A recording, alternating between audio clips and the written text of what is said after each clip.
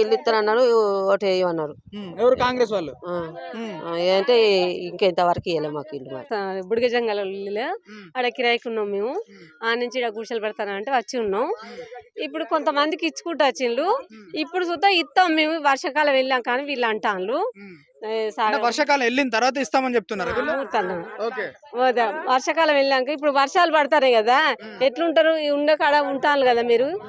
ఇక్కడ ఉన్న ఎమ్మెల్యే గానీ లేదంటే ఇక్కడ ఎవరైతే ఉన్నారో స్థానిక ఎమ్మెల్యే ఎవరైతే ఉన్నారో వాళ్ళ దృష్టికి తీసుకెళ్లలేదా? తీసుకెళ్తాం. కానీ ఈ బురదలో ఈ నీళ్ళలో మాత్రం ఉన్నారు మీరు. 3 సంవత్సరాల నుంచి ఉన్నాం మేము. మా ఫ్యామిలీ వల్ల మా పిల్లలు కానీ 10 ఓట్లు వేసినాం మేము. కాంగ్రెస్ కే వేసినాం. కాంగ్రెస్ కే వేయాలన్నాడు ఈ అన్న కూడా. మూర్తన్న అంటే మేము అంతా వాళ్ళకే వేసినాం.